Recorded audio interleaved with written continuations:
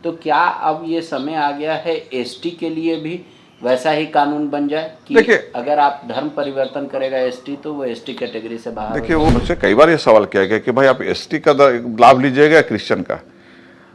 तो बोले हम तो जन्म से आदिवासी हैं, तुम आदिवासी का ही लाभ लेंगे क्योंकि चूंकि संवैधानिक अधिकार है। यहाँ पहले 55%, 56% या 80% आबादियों की जनसंख्या थी, अब वो 20%, 22% रह गई है। हम कम नहीं है, अच्छा। हम कम नहीं है यहाँ। आप हमको उससे मत गिनिए ना, ठेला वाला, पान वाला, बीड़ी वाला, खुमचा वाला, उससे आप हमको नहीं गिन सकते हैं। झारखंड में आदिवासियों की जनसंख्या, जनजातियों की जनसंख्या क्यों घट रही है, इसका पता लगाने के लिए, कारणों को ढूंढने के लिए तत्कालीन रघुवर दास की सरकार ने टीएससी की एक उप समिति बनाई थी, जिसका अध्यक्ष नीलकंठ सिंह मुंडा थे, कई विधायक भी शामिल थे, उनमें से रतन तिर्की भी उसके मेंबर थे, उस उप समिति के भी और टीएससी के भी।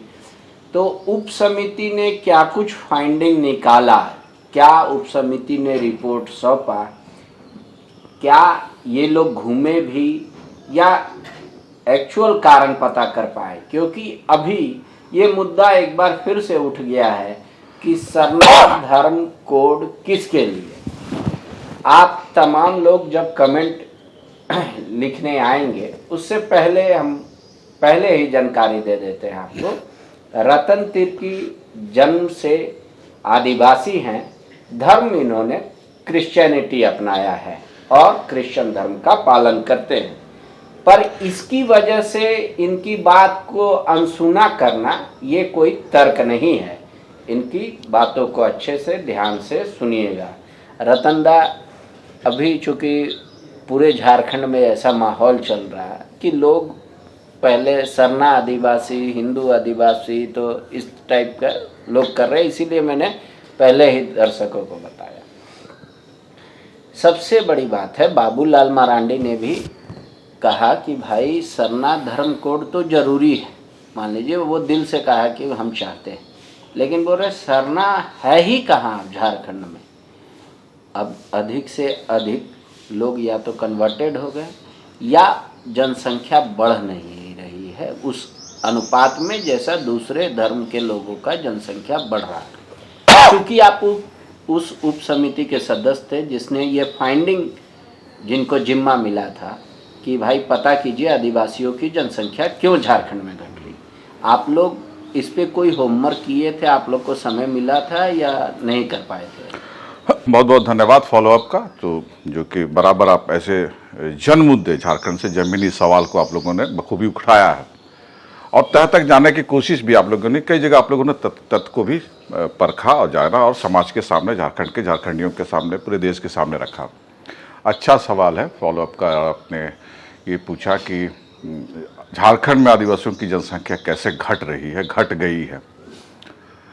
तो मैं बता दूं कि चूंकि जनजातीय परामर्शदात्री परिषद के उप समिति माननीय रघुवर दास जी उस वक्त मुख्यमंत्री थे, तो मेरा ही प्रस्ताव था, हमारा ही प्रस्ताव था कि जब बैठक हुई, टीएससी की बैठक हुई, तो हम लोगों ने कहा कि भाई झारखंड में आदिवासियों की जनसंख्या क्यों घट रही है, क्या कारण है, क्या हम बच्चे पैदा नहीं कर पा रहे, क्या झारखंड में आदिवासियों का पौष्टिक खाना नहीं मिल रहा, उनका इंग्रेडिएंट्स क्या हम नहीं दे पा रहे हैं, अच्छे खाना नहीं दे पा रहे हैं, क्या कारण है, क्यों हमारी जनसंख्या दिन ब दिन घटती जा रही, क्या पलायन बहुत ज़्यादा हो गया या विस्थापन बहुत ज़्यादा हो गया, औद्योगिकरण के कारण बहुत ज़्यादा हो गया। तो इस पर विचार विमर्श होने के उपरांत एक कमेटी बनी, उप समिति बनी, जिसमें माननीय नीलकंठ सिंह मुंडा और शिव शंकर उरांव गुमला के विधायक और उसके बजामताड़ा के विधायक थे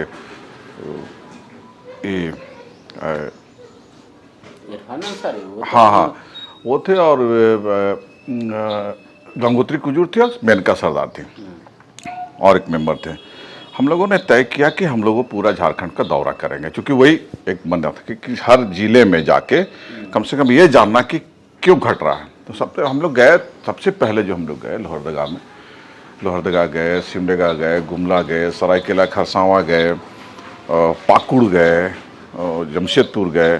तो इन सारे ज़िलों में जब हम लोगों ने अध्ययन किया तो एक बात बहुत ये से उभर के आई कि अंधाधुंध जो औद्योगिकरण हुआ, जो एचईसी के बाद हुआ, बोकारो हुआ, वो एक विस्थापन था, एक जन विकास के नाम पर हम लोगों ने जमीन, खुद मैं एक विस्थापित हूँ एचईसी से।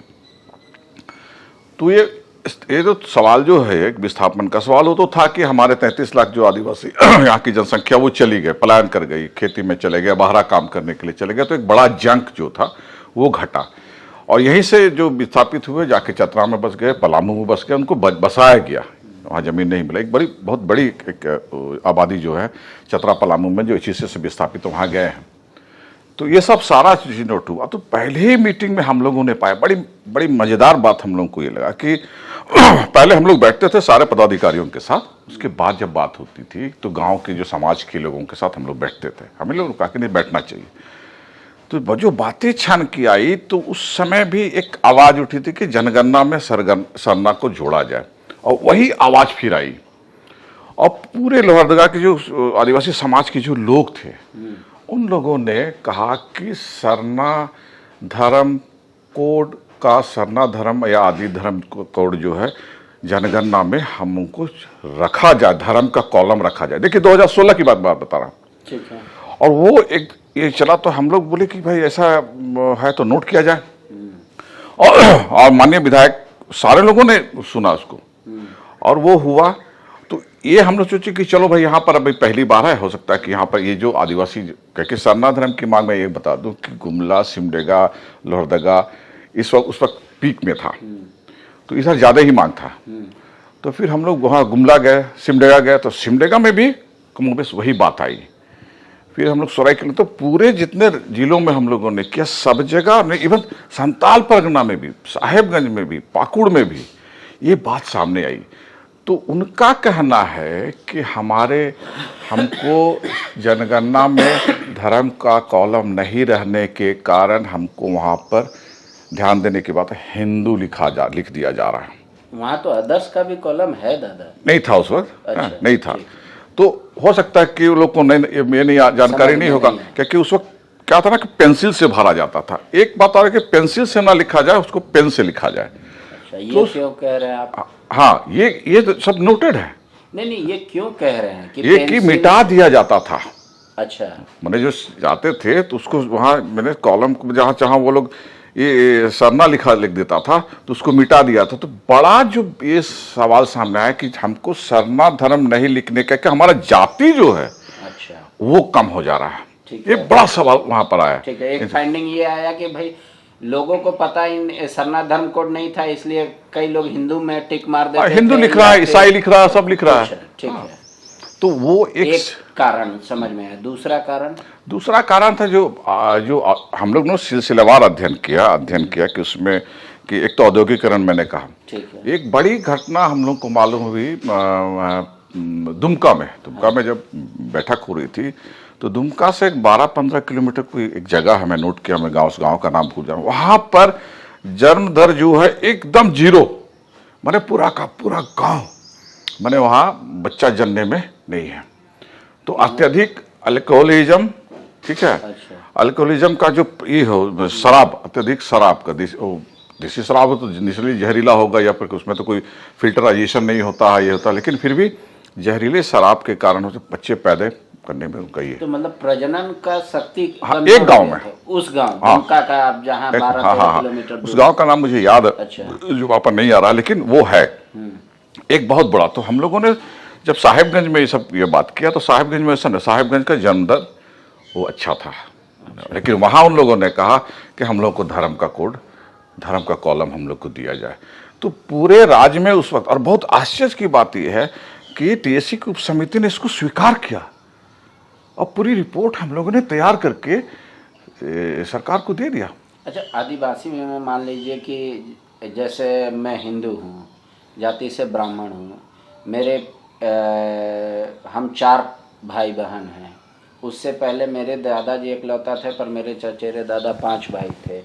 तो क्या मतलब हम लोग ये सिस्टम अभी, खासकर जो आप मान लीजिए कि 1-2 बच्चे से अधिक ही करते हैं, तो ये क्या आदिवासी समाज में शुरू से प्रैक्टिस रहा है कि कम बच्चे करना है? देखिए, ये एक सरकार अपना जो बताती है कि हाँ भाई अब जो समय बदल रहा है, सो आप मैंने परिवार नियोजन का मामला वो राष्ट्रीय मामला रहा है। ठीक है। ये सिर्फ आदिवासियों पर लागू हो ऐसा नहीं है। परिवार नियोजन हमको लगता है आज़ादी के बाद से ही लाल तिकोने का आता था, वो तो आता था उस कि समय 2 या चला 3 गया बच्चे था, बस। इंदिरा गांधी के समय महिलाएं हाँ, घर से बाहर नहीं जाती, 2 या बस 3 कर बच्चे दी बस आपने करना। तो लेकिन इसके बावजूद मैंने उस वक्त भी देखा जाए, चूंकि ऐसे कई आदिवासी परिवार हैं जहाँ 10 बच्चे, 11 हाँ, बच्चे पैदा है। बहुत। हाँ, आज भी है, आज भी है। लेकिन आज जो परिस्थिति है हमारी, जिस जो हमारा जेनरेशन बाकी मतलब जो रिलीजन में फॉलो किया जा रहा है या शहरों में जो फॉलो किया जा रहा है कि कम बच्चे पैदा करो, वो ट्राइबल में भी आ गया है। आ गया। ठीक है, आ गया। एक तो आप बताए कि इंडस्ट्रियलाइजेशन, तो आप जो आंकड़ा जोड़ रहे थे कि आदिवासी की जनसंख्या क्यों घट रही है, तो क्या जो झारखंड से आदिवासी उस समय चाय बागान में असम चले गए थे उस समय से जोड़ रहे थे, संयुक्त बिहार का आंकड़ा से जोड़ रहे थे, कंप्रोमाइज कर रहे थे, या 2000 से लेकर 2016 के बीच इन दोनों का कंप्रोमाइज? देखिए, ये जो कर रहे थे। ये मैं बता दूं, चूंकि असम, भूटान ये और बंगाल, हाँ, ये मेजर हम लोग का ये ट्राइबल लोग गए हैं, बाहर गए और बस भी गए वहाँ। हाँ, तो उस वक्त भी ये आवाज़ थी। मैंने देखा डॉक्टर कार्तिक राव साहब की पुस्तक में, और मैं जब रिसर्च के लिए गया था असम में, वहाँ भी देखिएगा। और बहुत आश्चर्यजनक ये है कि नेपाल, बंगाल, दार्जिलिंग और इसका जो ये है, हाँ करिए, वो पूरा सर्वधर्म कॉलम का मांग कर रहा है वहाँ भी। वो लोग तो कहते हैं कि हम झारखंडी तो हैं। जनसंख्या, ये जो कम होने की जनसंख्या, जो एक तो पलायन हुआ है, लेकिन मैं इसको थोड़ा सा दूसरे नज़र से देखता हूँ। क्योंकि जनसंख्या गई, यहाँ से बाहर गई तो कम तो हुआ, ठीक है, ये कम हुआ यहाँ पर। लेकिन सिर्फ ये कि हमारे जनसंख्या, चूंकि हमको ये मान के चलना चाहिए कि 5वीं अनुसूचित शेड्यूल एरिया है, और 5वीं अनुसूचित क्षेत्र में जनसंख्या के आधार पर नहीं दिया गया है। हाँ, ठीक है। तो ये दावा कई राजनीतिक दल जो करते हैं कि जनसंख्या वहाँ कम हो गई है तो उसको कैसे होगा, मैंने कैसे हम लोग ये करेंगे। तो 5वीं अनुसूचित क्षेत्र का जो मेन क्रक्स जिसको बोलते हैं, स्पिरिट जो है, 15 लोग भी रहेंगे तो वहां पर वो आदिवासी क्षेत्र माना जाएगा। हाँ, वो मतलब वो क्योंकि उनका रिचुअल्स अलग, रिचुअल्स को देख के ध्यान। हाँ। लेकिन एक तर्क तो अब दिया जा रहा है, क्योंकि लोकतंत्र अब हमारा धीरे धीरे और ज्यादा समझदार हो रहा है, लोग तर्कशील, एडवांस हो रहा है। तो ये कह रहे हैं कि मान लीजिए कोई शेड्यूल एरिया में जहाँ पहले 55%, 56% या 80% आबादियों की जनसंख्या थी, अब वो 20%, 22% रह गई है। तो वैसे में अगर वो शेड्यूल एरिया या रिजर्व सीट रहेगा तो बाकी लोगों के पास सिर्फ अधिकार रहेगा वोट करने का, निर्वाचित होने का अधिकार नहीं रहेगा। अब ये तर्क भी दिया जाए। ये इसमें हमको ये देखना चाहिए कि हम देश के एक संविधान से हम लोग चलते हैं। राज्यपाल हमारे कस्टोडियन है, लॉर्ड साहब है, माई बाप हमारे। 5th शेड्यूल एक्ट क्या कहता है कि 5वीं अनुसूचित क्षेत्र में बाहरी आबादी को इतना ना बसने दिया जाए कि उसके सापेक्ष में यहाँ की आबादी कम हो जाए। हम कम नहीं है। अच्छा। हम कम नहीं है यहाँ। आप हमको उससे मत गिनिए ना, ठेला वाला, पान वाला, बीड़ी वाला, खुमचा वाला, उससे आप हमको नहीं गिन सकते हैं।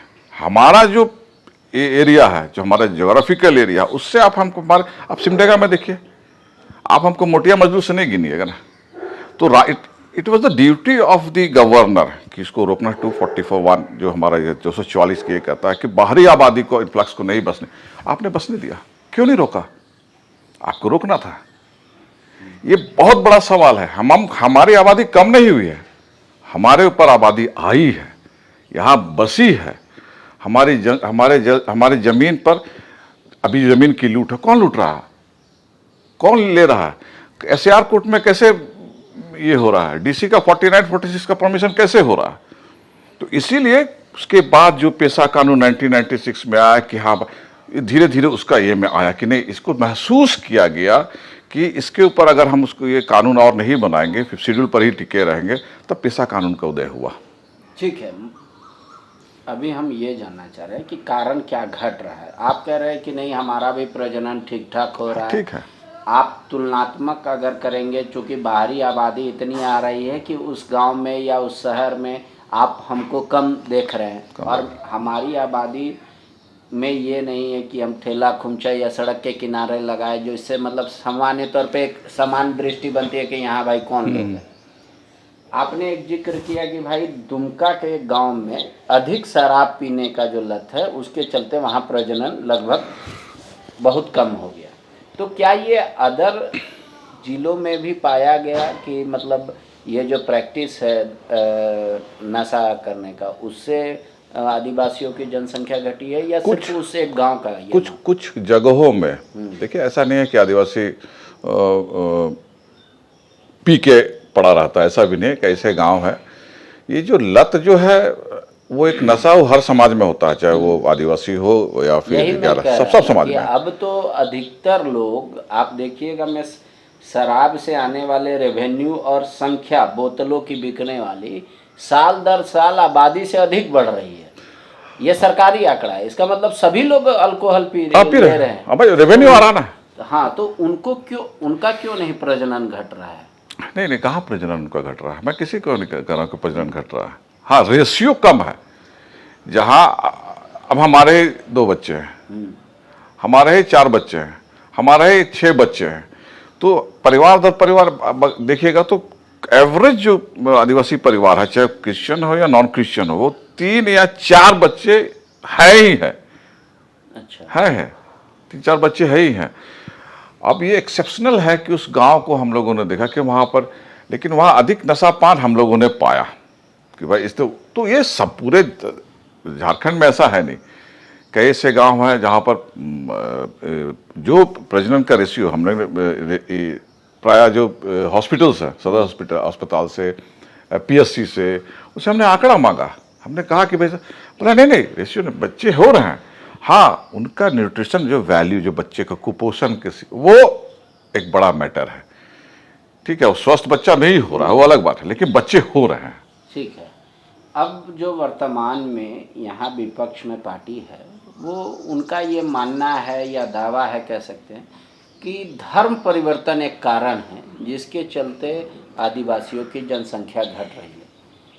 चूँकि आप न्यूट्रल होके बोलिएगा, कौन क्यों कि आप भी क्रिश्चियनिटी का पालन करते हैं, तो क्या ये एक कारण मान रहे हैं कि इसीलिए लगता है कि आदिवासियत घट रही है या आदिवासियों की संख्या घट रही है, उसमें ज़्यादा तक लोग रिलीजन दूसरा अपना रहे हैं?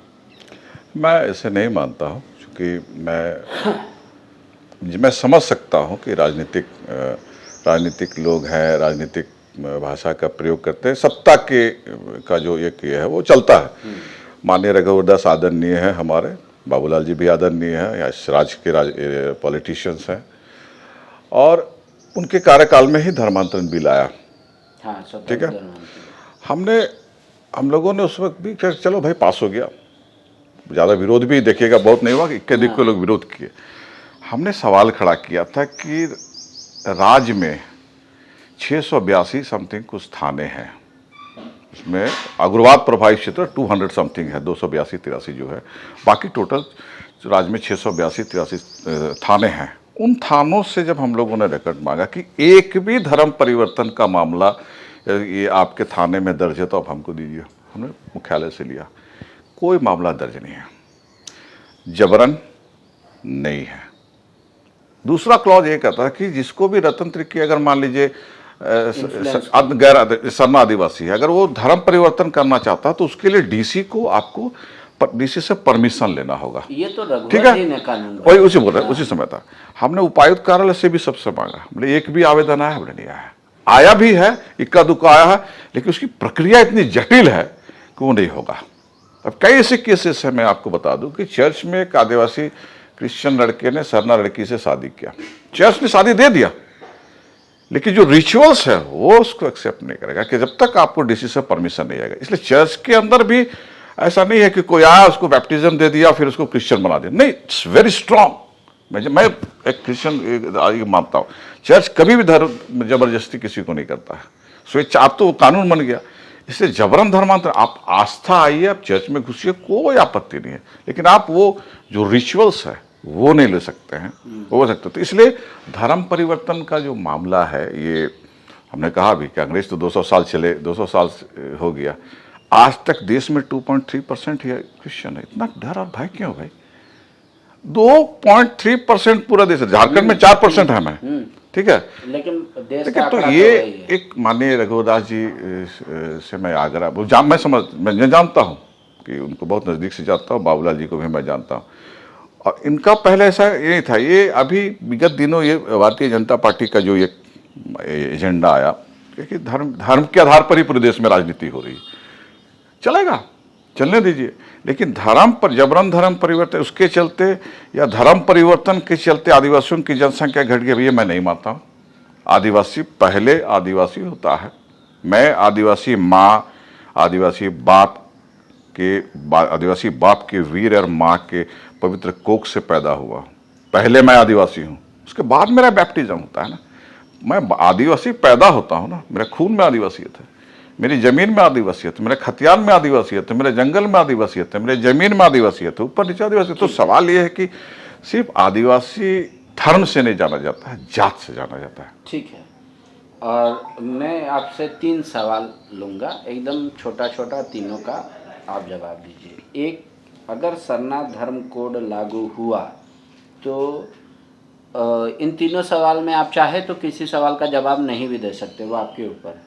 रतन तिर्की किस कॉलम में टिक करेंगे? क्रिश्चियनिटी में, सरना में, अदर्स में? वो आदिवासी का कॉलम है ना, एसटी लिखा रहता है ना, हम लिखेंगे ईसाई धर्म लिखेंगे, चूंकि हम ईसाई धर्म के कॉलम में मैं ईसाई धर्म लिखूंगा, जाति के में मैं आदिवासी एसटी लिखूंगा। ठीक है। दूसरा सवाल ये है कि जब राज्य में पेशा कानून उसी प्रारूप में लागू हो जाएगा जिस प्रारूप में सब कोई, मतलब अधिकतर ट्राइबल समाज चाह रहा है, तो एक रघुवर जी ने मुद्दा उठाया कि जो ग्राम प्रधान या डोकलोस और इस तरीके का जो फॉर्मेशन है, अगर वही खुद क्रिश्चियन बन गए होंगे तो क्या वो उस व्यवस्था में रहेंगे या खुद को बाहर करेंगे? देखिए, ये मैं फिर उसी पर आता हूँ कि झारखंड जो है वो एक सेकुलर स्टेट है, आदिवासी बहुल क्षेत्र है। कई ऐसे गांव हैं जहां पर क्रिश्चियन पॉपुलेशन, बहुत से गांव नहीं, जहां जैसे गुमला के कुछ गांव में किनारे के चैनपुर है जहां पर क्रिश्चियन पॉपुलेशन है। एक ये में पूरे गुमला में ऐसा नहीं कि पूरे क्रिश्चियन पॉपुलेशन है, बट उसके अधिक बाहुल्य है। तो वो जो सामंजस्य जो बना हुआ है, वैसे गांव है जहाँ क्रिश्चियन ग्राम प्रधान है। मतलब ये पॉलिटिकल मुद्दा है, पॉलिटिकल मुद्दा है, फीलिंग है ही नहीं, नहीं, कि नहीं, वो क्रिश्चियन है, हम आदिवासी हैं, ऐसा कोई नहीं। कहीं नहीं है। ठीक है। तीसरा सवाल हमारा ये उठ रहा है कि आप सुने होंगे डीलिस्टिंग को लेकर लगातार आंदोलन करती है आरएसएस की जो विंग है। अब एक मुद्दा उठ रहा है कि जब अंबेडकर जी देश के कानून निर्माण कर रहे हैं तो शेड्यूल कास्ट के लिए एक कानून बनाया कि वो अगर धर्म परिवर्तन करेंगे तो एससी कैटेगरी से बाहर हो जाएगा। तो क्या अब ये समय आ गया है एसटी के लिए भी वैसा ही कानून बन जाए कि अगर आप धर्म परिवर्तन करेगा एसटी तो वो एसटी कैटेगरी से बाहर? देखिए, वो केरल का मामला था, और मेरा ये कहना है कि इसके लिए संसद के दोनों सदन है, लोकसभा है, ये तो मान लीजिए वो अधिकार किसका है, लेकिन आम आदमी क्या कानून और संविधान जो कहेगा हम लोग मानने को तैयार हूँ। संसद से आप पास करा लीजिए, दोनों सदन से, लोकसभा से, राज्यसभा से, राष्ट्रपति ठप्पा मार दीजिए, देश में कानून तो बन ही रहा है। लेकिन हाँ, मतलब इस कानून का विरोध होगा या आप इसके समर्थन में? निश्चित रूप से अभी जो संविधान के जो संवैधानिक अधिकार जो प्राप्त है कि सेकुलर देश है हमारा, हम सेकुलरिज्म पर जाते हैं कि आपसी प्रेम भाईचारा सबके साथ हो, तो किन्हीं को लगता है कि इसके हक मारा जा रहा है। तो मुझसे कई बार ये सवाल किया गया कि भाई आप एसटी का लाभ लीजिएगा क्रिश्चियन का? तो बोले हम तो जन्म से आदिवासी हैं, तुम आदिवासी का ही लाभ लेंगे, क्योंकि चूंकि संवैधानिक अधिकार है। माइनॉरिटी तो पारसी भी है, जैन भी है, बहुत लोग हैं ना, मुस्लिम भी है, सब कुछ है। तो उनसे भी सवाल करिए, सिर्फ क्रिश्चियन से क्यों सवाल करते हैं भाई? जैन से भी पूछिए ना, उसको भी तो माइनॉरिटी का लाभ मिलता है नहीं मिलता है, पारसी को मिलता है कि नहीं मिलता है। यहाँ जो ईसाई और मुस्लिम केंद्रीय, जो पहले मैं ईसाई की बात करूँ कि ये केंद्रित जो रहता है ना, ये एक पॉलिटिकल गिमिक्स जिसको कहते हैं हम लोग, वो है। इसलिए मैं ये भी कह रहा हूँ कि सरकार ने हम लोग ऑफ दी, मैं कह रहा हूँ कि सरना धर्म कोड का हम लोग जो है नियमावली बना के सरकार को दिया, सरकार के कहने पर बनाया। आज कांग्रेस पार्टी उसको वो देखिए हाँ होना चाहिए, झारखंड मुक्ति मोर्चा तो उसको पारित भी किया, कैबिनेट नोट हम लोगों ने तैयार किया, विधानसभा से उस नियमावली को पास करके भेज दिया। तो दोनों पॉलिटिकल पार्टी की जिम्मेवारी भी बनती है कि आप ये जो सवाल खड़े हो रहे हैं, पेशा को लेकर पेचीदगियाँ आ रही है या धर्म की बात तो पहले से ही आ रही है कि धर्म ईसाई धर्म अपना लिया, उसको आदिवासी ना बनाया जाए, ना माना जाए, ये चलता रहेगा। लेकिन जो नियमता, जो पेशा का जो नियमावली है, जिसमें राज्य के विकास की सारे काम रुके, माने हमारा ट्राइबल सब प्लान का पैसा रुक रहा है, ट्राइबल सब प्लान का पैसा 1400 करोड़ 1500 करोड़ आ रहा है, रुक जा रहा है, वो पैसा नहीं आ रहा। तो आप ही का डिसेंट्रलाइजेशन पावर तो करना। इसलिए इस बार मुझको लगता है कि ये जो पेशा और ये जो सरना पेशा नियमावली जरूर बनेगा, क्योंकि हम लोग उसको भी बनाए थे, इसमें कुछ पेचीदगियाँ रह गई, कुछ गलतियाँ हुई होंगी, तो वो सुधारा जा रहा है। हम लोग भी उसमें लगातार नज़र रखे हुए हैं। सरना धर्म कोड भी हमको लगता है कि केंद्र के पाले पर है, केंद्र को देना चाहिए। ये बहुत अच्छा ड्राफ्ट तैयार हुआ है। शुक्रिया। हमारा देश जब आज़ाद हुआ, जो हमारे पूर्वज थे जिन्होंने बलिदान दिया, जिन्होंने इस देश की आज़ादी के लिए सब कुछ निछावर कर दिया, उन्होंने एक संविधान बनाया कि अब इसी संविधान के तहत हमारा देश चलेगा। उसका मूल भावना यही था, no discrimination on the basis of age, sex, caste, religion, और बाकी जो दिया गया वो सिर्फ मतलब उसको कह सकते हैं कि एक्सेप्शन के तौर पे, ताकि जो छूट गए हैं पीछे उनको बराबर लाया जा सके। लेकिन आज सबसे ज़्यादा इसी चीज़ की चर्चा हो रही है, जाति, धर्म, जाति जनगणना, इन सब विषय पर। रतन तिर्की का मानना है कि ये सिर्फ पॉलिटिकल गेम, जो मूल भावना है अगर उसको केंद्रित रख के कोई करेगा तो इसमें किसी प्रकार का कोई विरोध देखने को नहीं मिलेगा। और जहाँ तक रहा कि आदिवासी हिंदू है या आदिवासी क्रिश्चियन है, और ये गांव की भावना नहीं है और ना ही शहर मोहल्ला टोले की, ये सिर्फ पॉलिटिकल बयानबाजी है और वहाँ डिफ्रेंशिएट करके दिखाया जा रहा है। पता नहीं हम दोनों के बात में आपके हिस्से का कितना आया, आपके सवाल जो अंदर मन में उठ रहे थे वो कितना हम लोग संतुष्ट कर पाए। अगर फिर भी आपके मन में कोई सवाल रह गया हो जो लगता हो कि हम दोनों के बात से या पुराने लोगों के बात से आप तक नहीं पहुंची हो, तो सवाल ज़रूर कमेंट बॉक्स में लिख के रखिए दीजिएगा। मैं कोशिश करूंगा कि और लोगों तक जाऊं और आपके सवाल का जवाब उनसे लूं। शुक्रिया। गोल, जहां 27 वर्षों के सफर में 17,000 से भी अधिक छात्रों ने डॉक्टर एवं इंजीनियर बनकर भरे सफलता की ऊंची उड़ान, जहां साधारण छात्र भी झारखंड टॉपर्स बनकर बना रहे इतिहास। दूरदर्शी शिक्षाविद श्री विपिन सिंह के मार्गदर्शन में मेडिकल एवं इंजीनियरिंग के लाखों छात्रों के लिए आशा की किरण के रूप में गोल, नेशंस लीडिंग इंस्टीट्यूट। बायोम सिर्फ मेडिकल प्रिपरेशन का संस्थान। बायोम से लगातार दूसरी बार नीट यूजी में 700 मार्क्स पार। 10th पास स्टूडेंट्स के लिए फाउंडेशन कोर्स, 11th पास स्टूडेंट्स के लिए फ्रेशर कोर्स और 12th पास स्टूडेंट्स के लिए टारगेट कोर्स 17 अप्रैल से शुरू हो रहे हैं। कॉल 7360066190 और विजिट बायोम, circular road near women's college and Hinoo, Ranchi. thefollowup.in. Like, share and subscribe. www.thefollowup.in